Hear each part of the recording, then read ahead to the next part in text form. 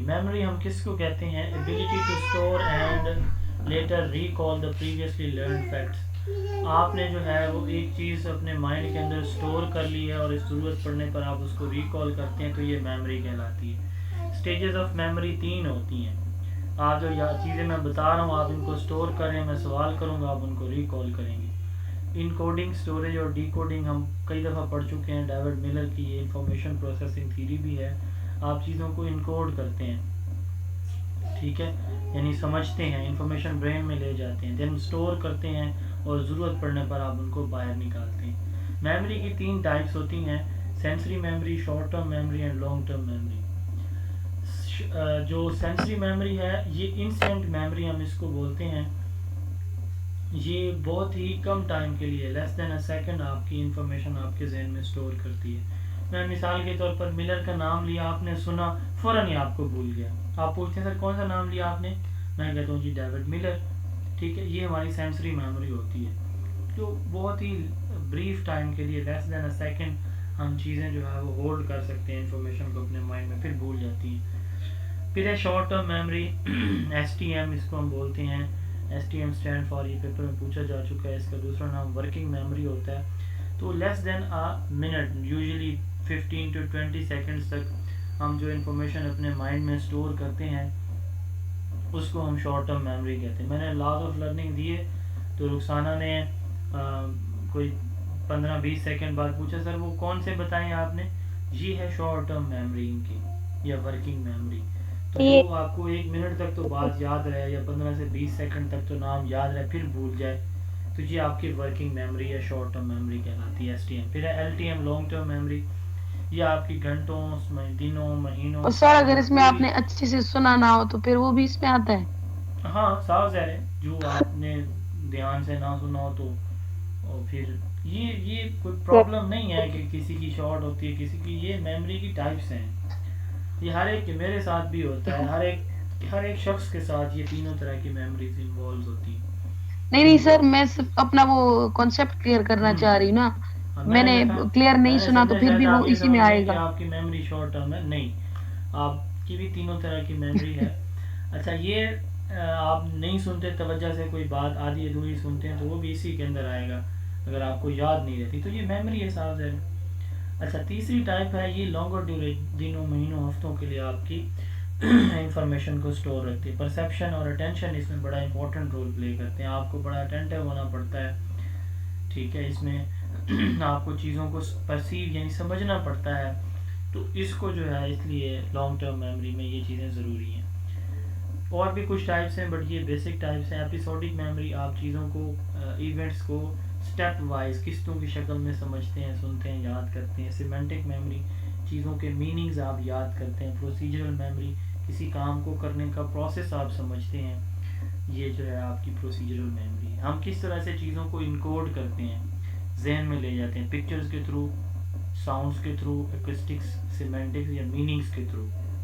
Causes of forgetting, decay, loss of memory کو ہم decay کہتے ہیں.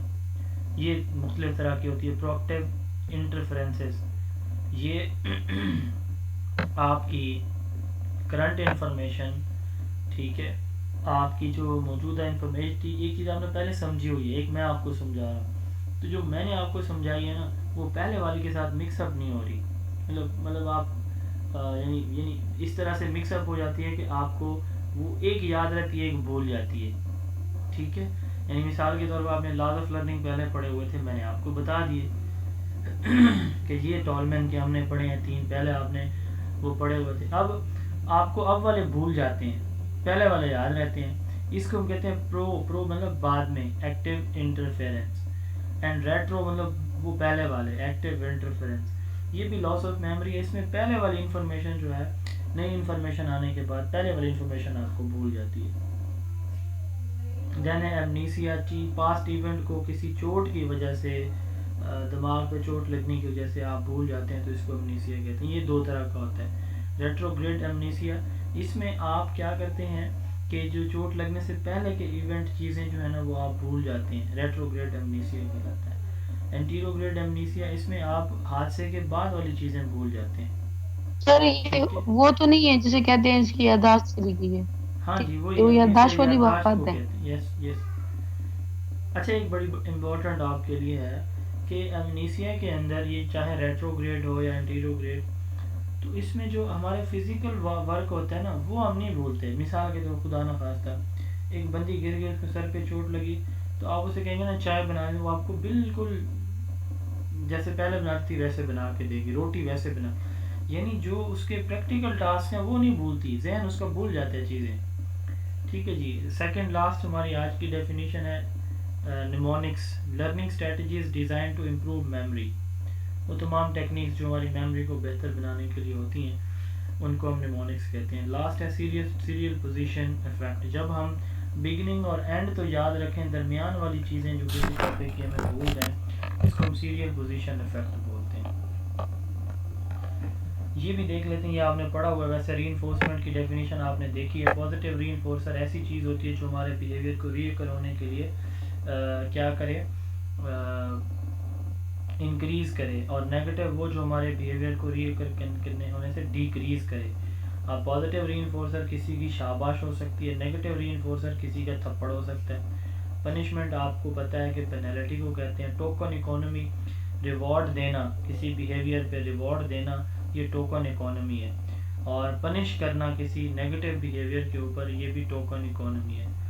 ठीक है, यानी आप जो है किसी को उसके अच्छे परफॉर्मेंस पे उसको रिवॉर्ड दे रहे हैं, ये token economy. Contingency contracting, teacher और स्टूडेंट आपस में कॉन्ट्रैक्ट कर रहे हैं कि ये इस तरह का जो बिहेवियर होगा वो एक्सेप्टेबल है, ये नहीं होगा, ये सारे नोट कर लें। विकेरियस रीइंफोर्समेंट और विकेरियस पनिशमेंट, आपने एक बच्चे को सज़ा दी, बाकी बच्चे सारे खामोश होकर बैठ जाते हैं। एक बच्चे ने शोर किया, आपने सज़ा दी, बाकी बच्चे इस डर से कि अगर हम करेंगे हमें भी सज़ा मिलेगी, ये विकेरियस रीइंफोर्समेंट कहलाती है। ठीक है, सॉरी, विकेरियस पनिशमेंट कहलाती है। अब आपने एक बच्चे को प्राइज़ दिया सही जवाब देने पे, सारे बच्चे जो है वो जवाब देने की कोशिश करते हैं कि हमें भी रिवॉर्ड मिले। अब देखें, ना उनको डायरेक्टली कोई सज़ा दी गई, ना जज़ा दी गई, ना इनाम दिया गया, ना सज़ा दी गई, दूसरों को दिया गया, लेकिन वो मोटिवेट हो रहे हैं दूसरों को देख के। अगर वो मोटिवेट हो रहे हैं किसी अच्छे काम के लिए तो ये रीइंफोर्समेंट है। किसी दूसरे को सज़ा दे के बाकियों को समझाया जा रहा है तो ये विकेरियस पनिशमेंट कहलाती है। ये हमारा आज का टॉपिक था। इंशाल्लाह ताला पर्सनैलिटी और इसकी टाइप से कल हम डिस्कस करेंगे। कोई क्वेश्चन है तो पूछ लें जी प्लीज़।